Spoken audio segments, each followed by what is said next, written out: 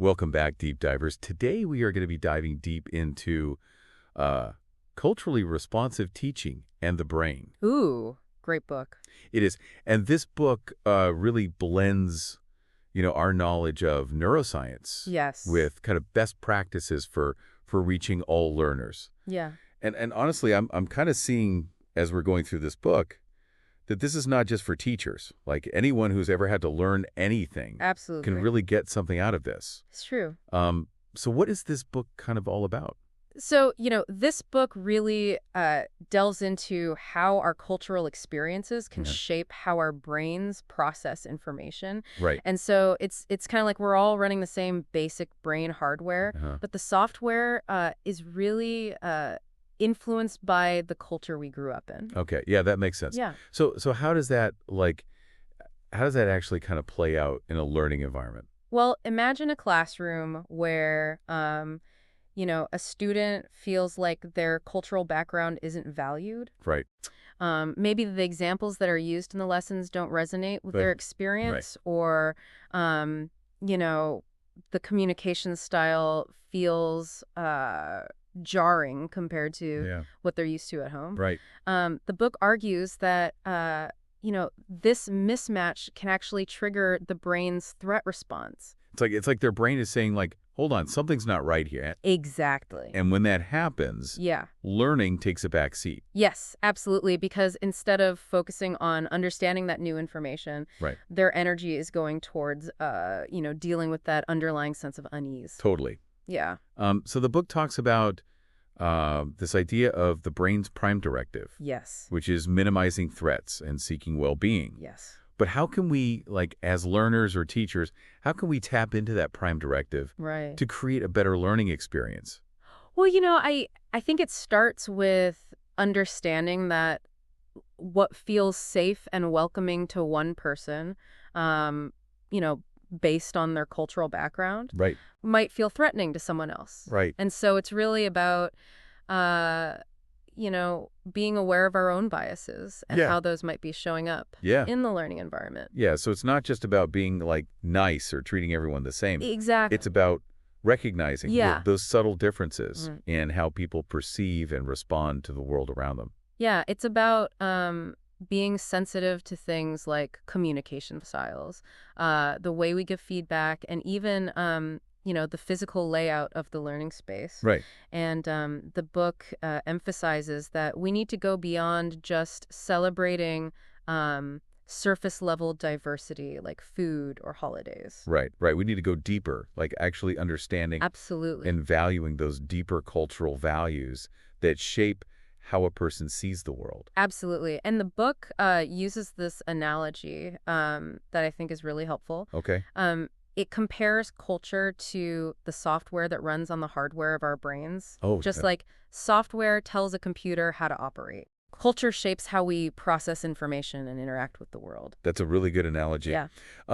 Okay, so let's say you grew up in a culture that values um, collaboration and group learning. Sure. Does the book suggest that your brain is actually like wired differently because of that? That's a great example. The Yeah. book delves into, two key cultural archetypes, which Mhm. are individualism and collectivism. Okay. And, it suggests that if your culture leans more towards collectivism, Yeah, you might thrive in learning environments where collaboration and teamwork Yeah. are emphasized. that makes sense. On the other hand, someone from a more individualistic culture might prefer independent study Right. or one-on-one instruction. Totally. So Totally. how can we use this knowledge about cultural differences in learning styles Right. to create a more effective learning environment? Well, the book suggests that teachers can use this knowledge to design lessons Yeah. that cater to a variety of learning preferences. Right. It's really about offering different pathways to understanding Mhm. rather than assuming that everyone learns the same way. So instead of just lecturing or assigning,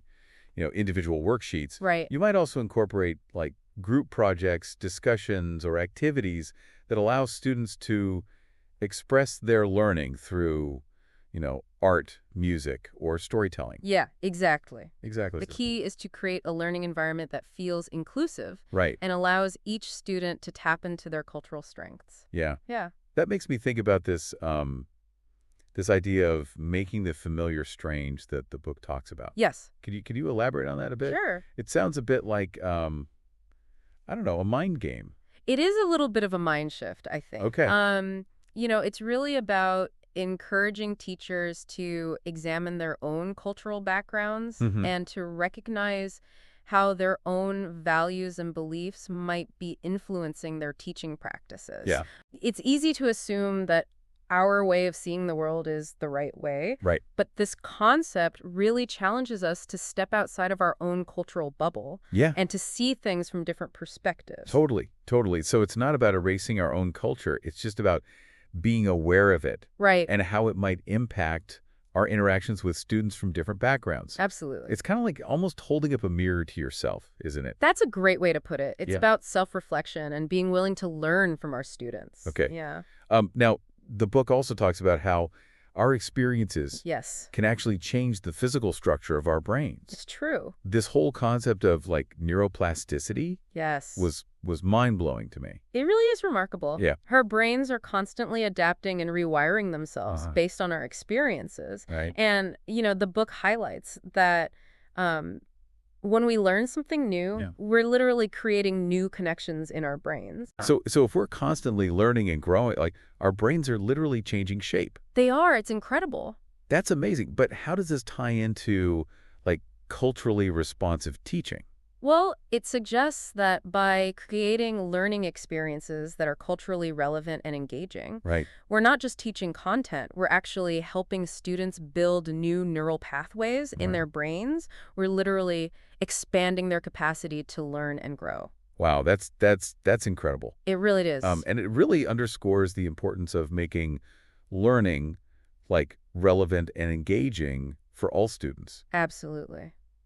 Now, I've got to ask about this idea that mistakes are brain-boosting opportunities. Oh, yeah. It sounds like counterintuitive, but the book really emphasizes this point. Yes. How does that work exactly? Well, it's all about how we frame those mistakes. Okay. Instead of viewing them as failures, Yeah. we can see them as valuable feedback. Uh-huh. And, when we make a mistake, our brains actually spark with activity, Right. trying to figure out what went wrong and Yeah. how to do better next time. Huh. But here's the key. For that brain-boosting magic to happen, Yeah, the learner needs to feel safe to make mistakes. that makes total sense. Yeah. If a student is, constantly afraid of being judged or punished for getting something wrong, Right. they're likely to, shut down and avoid taking risks. Exactly. But if they feel like supported and encouraged to learn from their mistakes, Yeah. they're more likely to like persevere and develop that Absolutely. growth mindset that the book talks about. Exactly. So we're talking about like shifting the whole culture of the classroom Yes. from one that, emphasizes perfection Right. to one that values like effort, growth, and learning from our mistakes. Yes, That's powerful stuff. it is. Now, the book also talks about these 6 core design principles for culturally responsive teaching. Right. Can you give us a quick overview? Yeah, absolutely. And I think these principles are kind of like a roadmap for Okay. creating a learning environment that taps into the brain's natural wiring Mm-hmm. and fosters success for all learnings. Okay. The first principle is that culture guides how we process information. Okay. And we've already touched on this a bit, Mm. but it's really about recognizing that different cultures might have different ways of learning and knowing. So instead of trying to fit everyone into the same mold, Right. we need to provide diverse learning experiences Yes. that honor those cultural differences. Yes. What's the next principle? So the second one is that learning is a social activity. Okay. And this really speaks to, our brains are wired for connection, Yeah. and we learn best when we can interact with others, share ideas, and collaborate. So it's not just about sitting quietly Right. and absorbing information. It's about actively engaging with the material Yeah. and with each other. Exactly. So the third principle is that emotions drive attention and memory, Okay. which speaks to the importance of creating a learning environment that feels emotionally safe and supportive. Right. We know that when students feel stressed or anxious, Huh. their brains actually shut down learning mode. Yeah, that's where that what is it, the amygdala hijack comes in? Right, Yes. it's like that fight or flight response Exactly. that takes over when we feel threatened. Exactly. So if we want students to be able to, like, access those higher order thinking skills, yes. we need to create an environment that Right. feels safe and welcoming for everyone. Absolutely. Okay, so what about, what's the fourth principle? So the fourth principle is that the brain physically grows with new learning and challenges. Okay. And this really ties back to that concept of neuroplasticity that we were talking about. Yeah. Every time we learn something new, we're actually changing the physical structure of our brains. So we're not just, like, filling our brains with information. Right. We're actually, like, expanding their capacity. We are.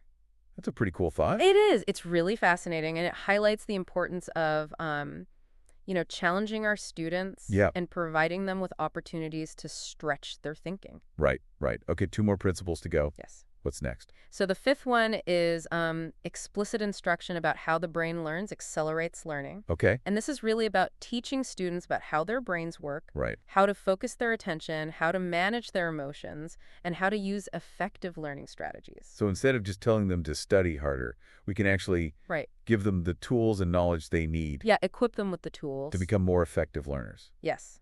Okay, and the final principle. The final principle is that wise feedback grows brain power. Okay. And this is really about providing students with specific, actionable feedback Yeah. that helps them understand what they're doing well, Right. where they need to improve, and how to get there. So it's not just about pointing out what's wrong. Right. It's about giving them the guidance Yeah. they need to make progress and grow. Exactly. It's about creating a learning partnership Right. where the teacher and student are working together Yeah. towards a common goal, the student's success. Okay, that's a great overview of the 6 principles. Yeah. And it's interesting to think about how these principles can be applied not just in a, like, traditional classroom setting, Right. but in any learning environment, whether it's, at Definitely. work, at home, or even just in our own personal lives. It's true. These principles are really about understanding how the brain learns best Yeah, and creating environments that support that learning. right. And that's something we can all benefit from. I agree. Absolutely. One of the things that really struck me in the book was the discussion about dependent learners. And these are students who often struggle in traditional classroom settings, Right. not because they lack ability, Right. but because they haven't been given the tools and support they need to thrive. Yeah, you've probably encountered a student who seems bright, Yes. but just, like, isn't engaged. Yes. And the book calls these dependent learners. Right. And it suggests that their lack of participation might stem from a feeling of, like, learned helplessness. That's a great way to put it, yeah. Okay, so These students may have experienced repeated failures or felt like they didn't belong in the classroom. right. And over time, this can lead to a belief that no matter how hard they try, Yeah, they're going to fail. right. And that could be, like, incredibly discouraging, especially for students who are already facing, like, challenges outside of school. Absolutely. So the book suggests that this learned helplessness is actually tied to the brain's response Yes. to, like, stress and threat. Exactly. When students are constantly in a state of stress, Yeah. their brains go into survival mode. Right. They're not able to focus on learning Mm-hmm. because they're too busy trying to protect themselves. So how can we, as, like, teachers or even just people who care about learning, Right. help students break free from this cycle of, like, learned helplessness? Well, culturally responsive teaching can Yeah. play a huge role here. Yeah. By creating a learning environment that Yeah. feels safe, supportive, and culturally affirming, Right. we can help students feel like they belong Yeah. and that their efforts will be valued. So it's about shifting that mindset from, like, I can't do this, Yes, to, like, I can learn this. right. I just need the right support. Exactly. And that support can take many forms. Okay. It could be providing extra help, breaking down tasks into smaller chunks, Yeah. or simply offering encouragement and positive reinforcement. Yeah, so the book talks about the importance of building, like, learning partnerships. Yes. With students. Yes. What does that, like, look like in practice? Well, I think it's about moving beyond that traditional teacher-student dynamic where the teacher is, the holder of knowledge Right. and the student is the passive recipient. Right. It's about creating a more collaborative relationship where the teacher and student are working together Uh-huh. towards a common goal. Okay, so it's more like a mentorship Right. where the teacher is kind of guiding the student on their learning journey. Exactly. And that mentorship should be built on trust, respect, and a genuine belief in the student's potential. Okay, so the book outlines like a three-part framework for building these learning partnerships: Yes. rapport, alliance, and cognitive insight. Yes. Can you walk us through those stages? Sure. So rapport is the foundation of any strong relationship. Okay. It's really about creating a sense of connection and trust Yeah. with the student. Yeah, I imagine this is especially important Yes. for students who like might have had negative experiences with Yes. teachers in the past, or who like might feel like they don't belong in the classroom. Yes. So how do we build that rapport? It starts with simple things, like actively listening to students, Oh. showing genuine interest in their lives, Right. and finding common ground. Okay. And the book suggests using what are called trust generators. Trust generators. That sounds interesting. Yeah. Tell me more. So these are small gestures or actions that can help build trust and connection. Okay. It could be using humor, sharing a personal story, Right. or simply acknowledging a student's interests or experiences. So it's not necessarily about like grand gestures. Right. It's about those like small moments of connection Exactly. that show the student that you see them Yes. and that you care. Yes. Okay. And as that rapport builds, we can move into the next stage, Right. alliance. What does that entail? So this is where the teacher becomes a true advocate for the student, Okay. going above and beyond to support their learning. Uh-huh. It's about setting high expectations, Okay. but also providing the scaffolding and guidance. Right. The student needs to meet those expectations. Yeah, the book uses the term warm demander. Yes. I love that phrase because it captures that balance Yes. between being like supportive and challenging. Absolutely. It's about believing in the student's potential. Yes. While also like pushing them to grow. Right. And that's a powerful combination. Right. When students feel supported and challenged at the same time, Yeah. they're more likely to engage with the material and to persevere through difficulties. Yeah. So, Okay, now the final stage in the learning partnership right. is cognitive insight. Yes. Can you explain what that means Sure. and how it kind of fits into the framework? So cognitive insight is really about gaining a deep understanding of how the student thinks and learns. Okay. It's about identifying their strengths, Very good. their weaknesses, their learning style, and their preferred ways of processing information. So it's kind of like becoming a detective, It is. looking for clues Yes. about how to best support the student's learning. Exactly. But how do we actually like gain that insight? Well, I think it requires a careful observation, Right. thoughtful questioning, Right. and a willingness to listen to the student, not just hear them. Right. So it's about moving beyond assumptions Right. and really taking the time to understand the individual learner. Yes.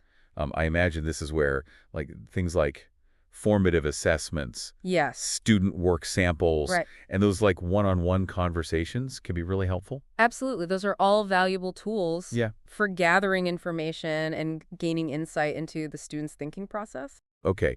But the book also stresses that cognitive insight Yes. is not a one-time event. It's not. It's an ongoing process. Okay, so we're constantly like observing, Yes. reflecting, and adjusting our approach Yes. based on what we're learning about the Yeah, it's a student. dynamic process. Right. Yeah. And it's important to remember that cognitive insight Yes. is not just about like the teacher Right. understanding the student. It's also about the student understanding themselves. Right. Okay. Yeah. So if students can develop that self-awareness, Yes. that ability to reflect on their own learning process, Yes. they can become more independent and self-directed learners. Precisely. The book talks about the importance of fostering metacognitive skills. Okay, metacognition, that's a Oh, big word. I know, right? Can you break that down for us? It really is just the ability to think about your own thinking. Okay. It's about being aware of how you learn best, Uh-huh. what strategies work for you, Yeah. and how to monitor your own progress. So instead of just like going through the motions of learning, Right. you're actually like taking a step back Yes. and thinking about the process itself. Exactly. Okay, that's a really valuable skill. Not just for like school, but Yeah. for life in general. Absolutely. And the book provides some great strategies for Okay. promoting metacognition in the classroom. Okay. Like encouraging students to set goals, track their progress, Oh. and reflect on their learning experiences. So it's about giving students like the tools they need to become self-directed learners Yes. who are able to take like ownership of their education Right. and achieve their goals. Exactly. Now something else that really stood out to me in the book Yes. was the discussion about storytelling. Oh, yeah. It suggests that storytelling can actually physically synchronize brains. I know. Isn't that fascinating? Yeah, tell me more about that. So this is one of the most fascinating insights from the book. Okay. It explains that when we listen to a story, Yeah. our brains release certain chemicals Okay. that create a sense of connection and empathy. Uh-huh. And when we share stories with others, our brain waves can actually start to synchronize. Wow. So it's like we're literally getting on the same wavelength. It's like we're on the same wavelength, yeah. So by incorporating storytelling into the learning environment, Yes. we can actually create like a stronger sense of community and Ab- connection among students. Exactly. And it's not just about telling stories. It's also about giving students opportunities to share their own stories, their own lived experiences. Yeah, that could be incredibly powerful. You can. Especially for students who might feel like their voices aren't being heard. Absolutely. It's a way of validating their experiences Yes. and honoring their cultural backgrounds. And it can also be a powerful tool for teaching empathy and understanding. Right. When we hear other people's stories, Yeah. we're able to step into their shoes and see the world from their perspective. That makes me think about the importance of using like culturally relevant teaching materials. Yes. It's not just about like representing diversity for diversity's sake. Right. It's about exposing students Yeah. to a wider range of perspectives and experiences. Absolutely. The books, articles, videos, and other resources we use in the classroom Uh-huh. should reflect the diversity of our students' cultures and experiences. Right. And this not only helps students feel seen and valued, Yeah. but it also broadens their understanding of the world. And I imagine it can also make learning more engaging Yes, and relevant for students when they see themselves reflected exactly. in the materials they're using. It's about making those connections Right. between what they're learning in the classroom Yeah. and their own lives and experiences. Right. Yeah. Now, the book also talks about the importance of wise feedback. Yes. Can you explain what that means? Sure. And how it's different from just like regular feedback? So wise feedback is feedback that is specific, actionable, Okay. and delivered in a way that is culturally sensitive Right. and avoids triggering a student's stress response. Okay. It's really about finding that balance Uh, between being honest and being supportive. So instead of just saying like, good job, Right, or, you need to try harder, right. we're giving students like concrete examples Yes, of what they're doing well right. and specific suggestions for how to improve. Exactly. And we're also being mindful of the student's cultural background Uh-huh. and how they might interpret feedback. Right. What might feel motivating to one student Yeah. could feel demoralizing to another. That makes a lot of sense. So it's about being like attuned to those individual differences. Yes. And adjusting our feedback style accordingly. Exactly. And the book even provides a specific protocol Okay. for giving asset-based feedback, Okay. which focuses on a student's strengths and potential, Right. even when pointing out areas for improvement. I love that approach because Yeah. it's about like building students up, not tearing them down. Exactly. It's about helping them to see themselves as capable learners Yes. who can achieve their goals Right. with effort and support. And that ties into that concept of academic mindset, Okay. which is, the set of beliefs we hold about Yeah. our ability to learn and succeed. Right. And the book talks about the difference between like a growth mindset Yes. and a fixed mindset. Yes. Can you remind us like what those terms mean? Sure. So a growth mindset is the belief that intelligence can be developed through effort and learning. Okay. People with a growth mindset embrace challenges and see setbacks as opportunities to learn and grow. And a fixed mindset Yeah. is the belief that like intelligence is predetermined Right. and unchangeable.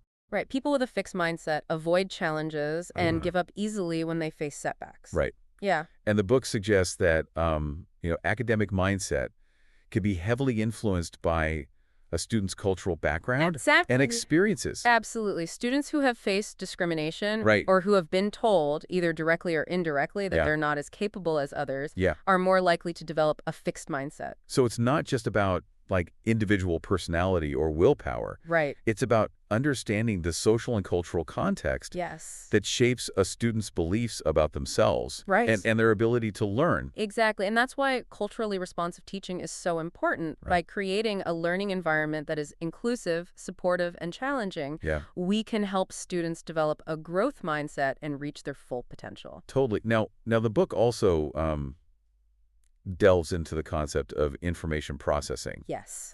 Can you break down what that means Sure.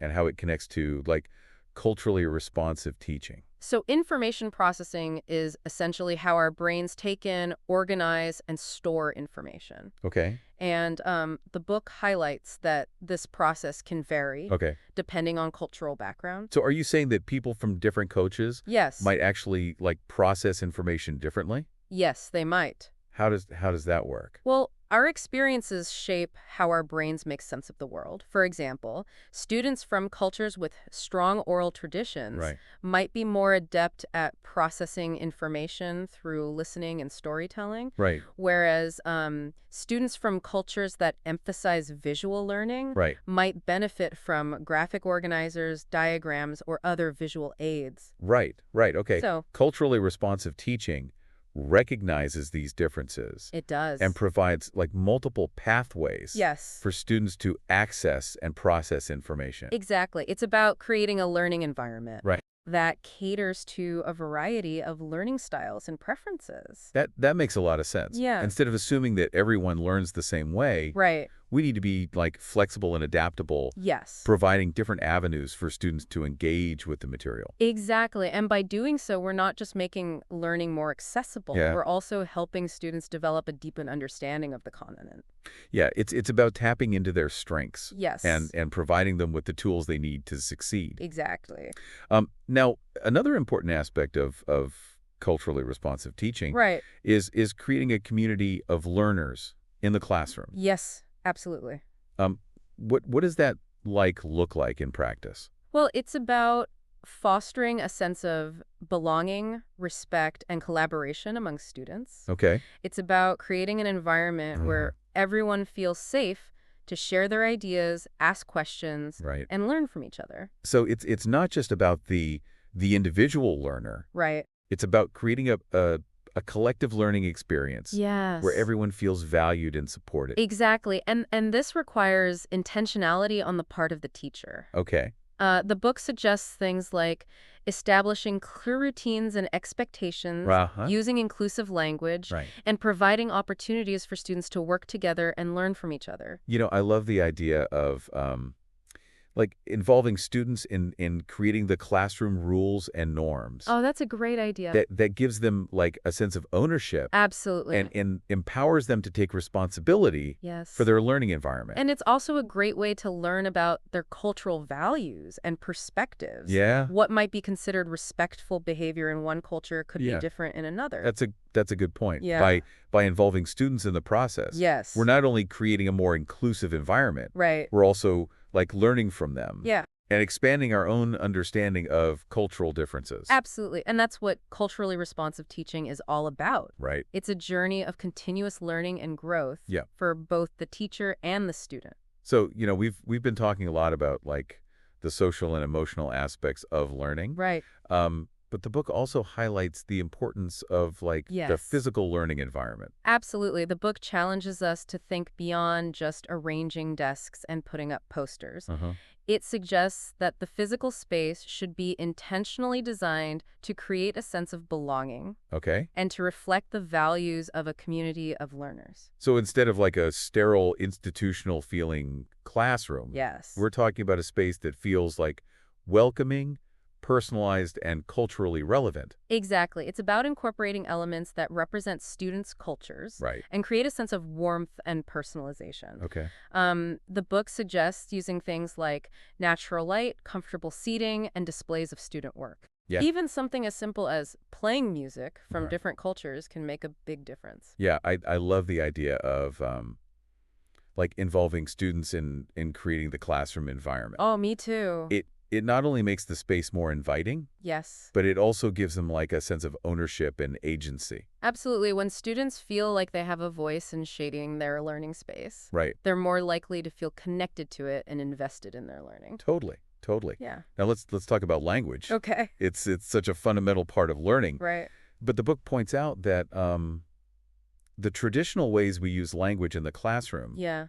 don't always work for all students. That's a really important point. Students from different cultural backgrounds might have different communication styles Right. and ways of using language. Yeah. What might be considered respectful or appropriate in one culture could Yeah. be very different in another. So it's not just about like teaching students the correct way to speak or write. Right. It's about like recognizing and valuing Yes. the diversity of language and communication styles that they bring to the classroom. Exactly. The book encourages teachers to be mindful of their own language use, avoiding jargon, Yeah. Huh? and making sure instructors are clear and culturally sensitive. Right. It also suggests incorporating a variety of talk structures. Okay, what do you mean by talk structures? Yeah, so it's really about creating opportunities for students to engage in different types of conversations. Right. Sometimes we need formal, structured discussions where everyone takes turns speaking. Right. Other times, informal conversations or small group discussions Yeah. might be more appropriate. Okay, so it's about creating like a dynamic language environment Yes. where students can use language in a variety of ways, Exactly. both to express themselves and to learn. And the book provides some great examples of how teachers have created these rich language environments using things like storytelling circles, debate teams, Right. student-led discussions. It's all about making language like come alive Yes. and making it a tool for learning, connection, and self-expression. Absolutely. One of the things that impressed me most about this book Yeah. is that it doesn't just present theory. Right. It's packed with practical strategies Yes. that teachers can start using right away Yes. to make their classrooms more culturally responsive. Absolutely. It even includes like specific lesson plan ideas It does. and examples of how teachers have successfully used these strategies Yes. in their classrooms. For instance, it talks about how to incorporate, culturally relevant literature into reading instruction, Right. how to use music and movement to teach math concepts, Right. and how to create projects that tap into students' cultural backgrounds. Yeah, and it emphasizes that these strategies are not just for certain subjects or grade levels. Right, They can be adapted and applied across the curriculum right. and throughout a student's educational journey. Yeah, this book really opened my eyes to the power of culturally responsive teaching. Me too. It's not just a trend or a buzzword. It's not, it's a fundamental shift in how we think about teaching and learning. Right. It recognizes the importance of culture and identity in the classroom. And it has the potential to like transform lives. Absolutely. It's about more than just like academic success. It's about creating a more just and equitable world for everyone. Yeah. Yeah, and one of the most powerful takeaways for me is that culturally responsive teaching is not a destination. Uh-huh. It's a journey. Right. It's about constantly learning, reflecting, and growing. So as we wrap up this deep dive into culturally responsive teaching and the brain, Yes. what's one final thought you'd like to leave our listeners with? I would encourage everyone to think about a time when their own cultural background or learning style might have been misunderstood. Okay. How could applying the principles of culturally responsive teaching have changed that outcome? Right. And if you were to design the ideal learning environment for yourself, Yeah. what elements from this deep dive would you include? Those are great questions for all of us to ponder. I think so. And for listeners who want to learn more, Yes. I highly recommend checking out the book, Culturally Responsive Teaching, The Brain, by Zaretta Hammond and Yvette Jackson. Great book. It's a fantastic book. The book's website, rayforriger.com, Yes. also offers some great resources. Lots of resources. And if you're interested in exploring like even more perspectives, yeah, the book's reference section has a fantastic list of additional titles, it does. including Bridging Cultures Between Home and School, A Guide for Teachers, Yes. The Light in Their Eyes, Creating Multicultural Learning Communities, Another great book. and Con Rispetto, Bridging the Distances Between Culturally Diverse Families and Schools. Excellent. Yeah. But yeah, remember, by understanding the brain and embracing cultural differences, we can create richer, more effective learning experiences for everyone. Absolutely. Until next time, keep those brains buzzing and happy learning.